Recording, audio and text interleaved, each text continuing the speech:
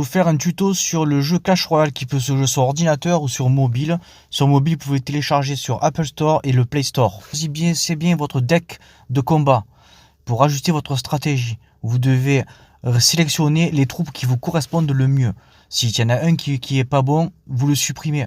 Et ainsi de suite. Pour avoir la meilleure stratégie pour combattre contre l'adversaire.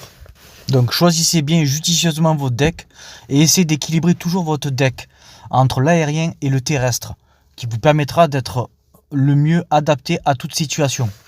Nous allons rentrer dans le vif du sujet dans quelques instants, mais dans un premier temps, abonnez-vous à la chaîne Baron2503 sur YouTube, likez et partagez la vidéo. Merci. Il existe 11 modes de jeu. La voie des trophées, merge tactique, classé, donc c'est un championnat avec des ligues, donc c'est super compétitif. Le 1 contre 1 classique, le 2 contre 2 classique, le super défi, le défi méga tirage, le défi classique. Vous pouvez créer un tournoi privé, donc ça c'est super cool entre potes. Vous avez en 10 les camps d'entraînement, donc pour entraîner, pour tester des nouveaux decks, donc c'est super utile. Et le 11e mode, c'est la guerre des clans. Ça, c'est quand vous adhérez à un clan. Donc il faut minimum créer 4 decks pour participer donc, à ce guerre des clans. Et donc vous avez donc, plein de combats et vous gagnez plein de récompenses comme d'habitude. Donc aujourd'hui, je vais vous parler du mode voie des trophées. Le but, c'est de gagner un maximum de coupes pour monter dans le classement des arènes. Il existe 25 arènes. Donc les paliers pour chaque arène. Donc le palier à franchir pour chaque arène est de 500 coupes. La 25e arène est à 12 000 coupes. En général, une victoire correspond entre plus 27 et plus 31 coupes. Une défaite correspond entre moins 27 et moins 31 coupes. Et oui, quand on perd, on descend. Mais vous ne pouvez pas descendre dans l'arène inférieure. Une fois une arène passée, c'est acquis. C'est comme en quelque sorte un point de sauvegarde. Au plus vous montez en arène, au plus vous débloquez de nouveaux personnages. Et en débloquant ces personnages, cela permettra d'évoluer dans la conquête d'un deck adapté à ton style de jeu, à toi seul. Un conseil, ne copie pas les autres. Trouve ton style et surtout le plaisir de jouer. Sinon, il n'a aucune satisfaction, aucun plaisir à mon avis. Après, chacun est libre de ses choix. Vous pouvez prédéfinir plusieurs decks en général. Vous en choisissez 4 minimum. Votre deck sera composé de 8 personnages. Vous avez les combattants, les sorts, les bâtiments et encore plein d'autres. Passons à la composition de votre deck. Donc les étapes, vous avez 4 étapes.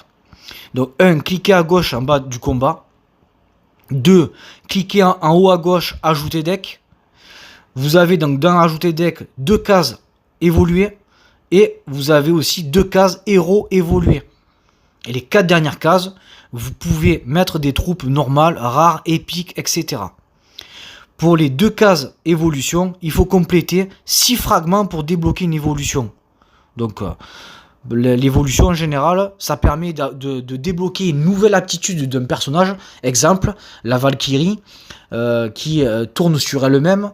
Et par contre, quand elle est évoluée, donc au lieu de faire plusieurs tours, là elle va faire des tours, mais en plus de ça, elle va aspirer les troupes. Donc en aspirant les troupes, elle va tuer pas mal de troupes d'un coup. Donc l'évolution est très intéressante. Après, chaque personnage a sa particularité. Donc il faut choisir judicieusement, encore une fois, vos personnages que vous voulez évoluer. Parce que les fragments, c'est dur à gagner. Donc du coup, choisissez judicieusement. Et donc pour les cases des héros, c'est pareil. Donc il faut gagner des combats. Et en montant des arènes, vous débloquez aussi des fragments qui permettent de débloquer le mode, les héros. Et les héros, pareil, ils ont un mode d'évolution qui permet de débloquer encore une aptitude supplémentaire de votre héros. Et le plus important, c'est vos tours. Donc ça, les tours, c'est très important. Il ne faut pas négliger vos tours, excusez-moi. Vous avez 4 types de tours. Et choisissez donc judicieusement vos tours. Vous avez plusieurs particularités. Donc la première tour, c'est le cuistot royal. Donc lui, il monte le niveau de 1 de vos troupes. C'est-à-dire que quand par exemple vous affrontez un adversaire qui a un niveau 15 et que vous avez un niveau 14, cela permet de faire monter votre personnage de 1 niveau de plus. C'est-à-dire que vous êtes au même niveau que l'adversaire. Donc niveau 15 contre niveau 15. Et donc là, c'est beaucoup plus intéressant et ça permet de compenser la différence du nombre de points qu'il y a à chaque tour.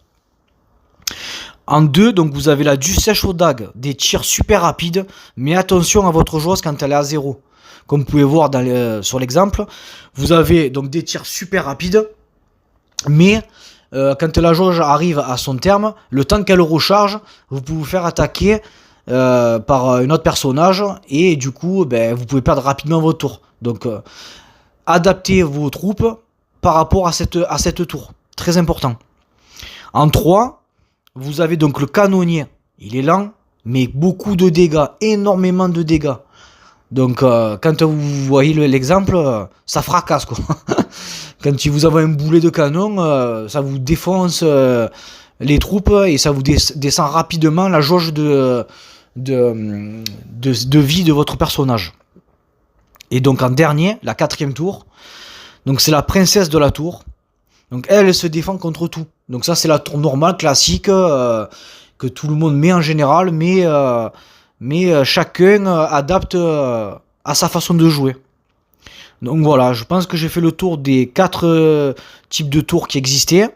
Donc voilà, les decks, la composition d'un deck, le mode voie des trophées. Donc c'est parti. On est prêt pour le combat. Donc en avant pour la démonstration d'un combat. Donc voilà, là je suis en bas. Donc 3 tours bleus avec 4424.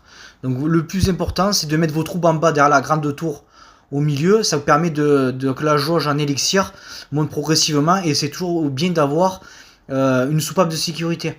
Donc là vous envoyez côté droit pour attaquer, mais vous pouvez envoyer côté gauche. Mais attention à toujours garder une jauge de sécurité à 4 au minimum, ou 3. Ça dépend, parce que si vous bouffez votre jauge, vous pouvez faire attaquer rapidement. Donc à droite, vous avez la Valkyrie, niveau 16. Donc vous voyez là, ça c'est chiant ça par contre. Vous voyez, vous avez des bâtiments. Ça c'est un bâtiment, donc canon. Donc là automatiquement le personnage il va toujours se diriger vers ça en fait. Donc le but c'est de détruire rapidement le canon.